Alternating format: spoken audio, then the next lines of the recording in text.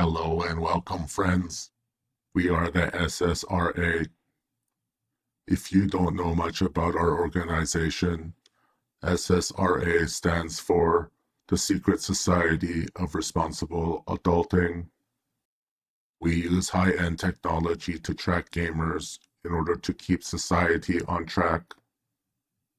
We take our mission and task very seriously.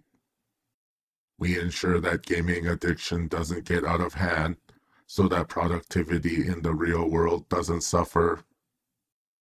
One of our projects is to identify and track age 40 plus gamers who spend too much time playing video games in order to question them and to encourage them to put their time and talents to better use for the benefit of all. We recently tracked one such gamer, and here is the preliminary profile we developed on him. Now it's up to you as the viewer to watch, listen, and evaluate his position and argument before coming to a conclusion of whether or not he is guilty of his crimes. Case file 26948. Name Zenmu. Status married.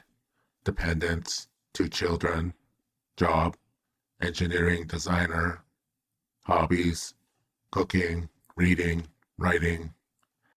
Favorite activities: going for walks and visiting the bookstore with his wife, talking with his children, playing with his dogs, gaming. Welcome, Zenmu. You're a hard person to find. Why? I wasn't hiding. What am I doing here anyway? Who are you guys? We hope you are comfortable despite our kidnapping you. No comment. We are the SSRA. What we do is... Yes, I know what you do. We just have a few questions for you, if you don't mind. Don't mind? You kidnapped me. Do I really have a choice? Let's proceed with the interview then. What's it like being a 47-year-old gamer? Well, for one, I see lots of great faces, and I'm grateful for that. What do you mean? Aren't your interactions with people online, in the virtual world?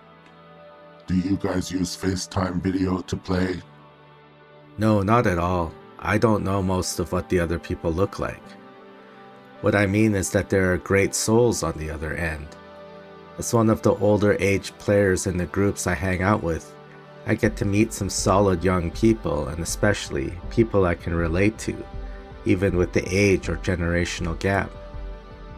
In a very deep and real sense, we face the same essential question in life, the same essential feeling. It can be stated somewhat as follows: does gaming make me an irresponsible or an unproductive person? And if this question is evaluated further for its true essential feeling, it becomes a moral issue. In other words, does gaming make me a bad person, especially in the face of the responsibilities and so-called requirements of real life? I say so-called because, as we all know, the should and should nots forced upon us by the adult world or by society in general are not always the healthiest things for us, depending on how you are stationed in life and on what type of person or personality you are. I see young people going through the normal struggle of figuring out how they are going to get marked by the world. I know, it sounds strange, getting marked by the world, as though at some point in your life you receive some kind of branding, a hot iron that sears an image onto your body. But in this case, more so on your mind than emotions. What I mean is that it takes time to figure out how you're going to transition from being a child, adolescent, student, or young person into becoming a part of society in terms of productivity, or in more simple language, in terms of how you're going to make money for a living. What career will you choose? What job will you take? For some, this is not an easy question. And earlier I said that this is a normal struggle. It isn't unique to just one person. No one is alone in this. And so sometimes you got pressure. Pressure to make a decision. Pressure from parents, society, or even yourself. And again, if we investigate this pressure down to its core, what really comes to the surface is the question of value. If I don't make my mark on the world and vice versa, in other words, if I don't become a productive person or responsible adult, am I not only a bad person, but a worthless one? If I just sit on my ass and do nothing, if I just play video games all day, for instance, and do nothing to contribute to society from a productivity standpoint, do I carry less value as a person? This is a pressurized question, and my point is that it's not only young people who face it on a daily basis. As a 47-year-old who has a career and a family, etc., in other words, what appear to be the signs of a responsible and successful adult, I too face this question on a daily basis. Is my value contingent on my continuing productivity? If I sit on my ass and play video games for 4 to 5 hours at night after all the day-to-day operations of my life are over, is it a waste of time? Should or could I be using that time for something a bit more productive or adult? Well, the short answer right away, at least in my life and experience, outlook and philosophy, is no. Playing video games has its own productivity. But here we need to abandon the word productivity. It doesn't fit the bill. For some older individuals, video games is a way to relax. After a hard day of work or when life is busy and pressurized, it's a way of blowing off steam and maybe even escaping from the day-to-day grind. It's stress relief. But for me, something much deeper is going on. For me, it's immersion. I'm immersing myself into reality. Reality through gaming, but how so? Yeah, it's common practice to divide the phenomenon into two opposites. There's real life and there's virtual life. And we know there's some kind of gray area of crossover. It's very nuanced, and a lot more nuanced than what the so-called productive people might think. Those who aren't gamers and don't understand the culture and reality found within it. So all this might sound a little forced to some, even to those who play a lot of video games. But am I promoting something here? No. I'm simply stating what it means to me to be a gamer at my age. But what I'm also trying to do is to show how the space that gaming creates, especially when there's a sort of community that forms around it, does something to the world. It opens up a wormhole. So here's a deep dive for those who want to follow me there, who can brave the reality of it, who have the retention to stay with it. As those who know me know, I'm a big fan of the philosopher Nietzsche. One of the most impacting statements he made was, "Only as an aesthetic phenomenon is the world justified." Now that's a loaded statement, but in the context of gaming, it means that the world of gaming has opened up a venue, a safe place, for people to exist and just be, without being bullied by morality. What I mean is that gaming is an aesthetic or artistic creation. Sure, some games explore morality intentionally, asking you to choose between right and wrong, good or bad, and to explore these kinds of themes. What happens if I take on the character of a bad person in a video game? Are there consequences as a result in the game?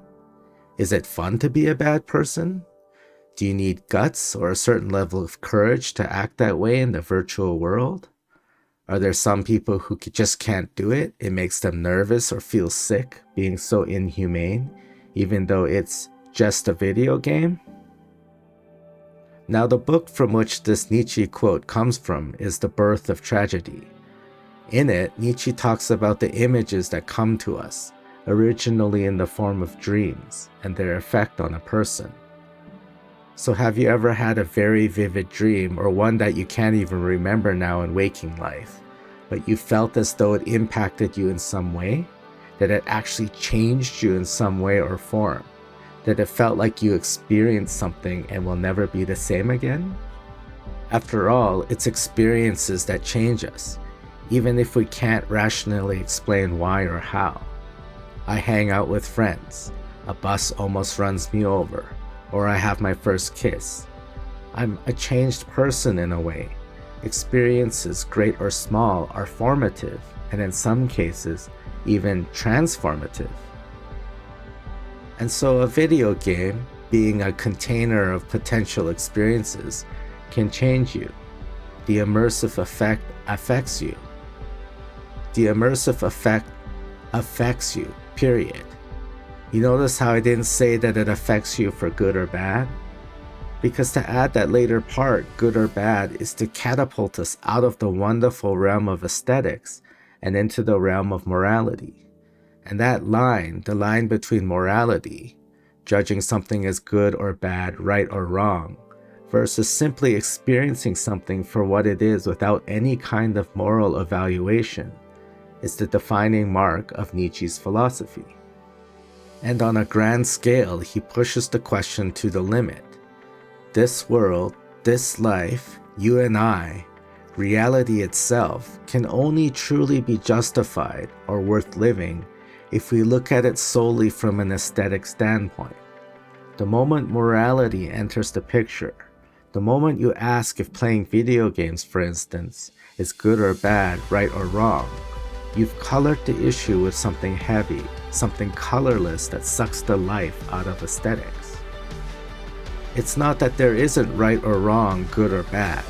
It would be silly to think and live without morality. But what's happened in the world is that some kinds of morality no longer are life-giving, are no longer helpful, but are in fact detrimental to a thriving sense of life.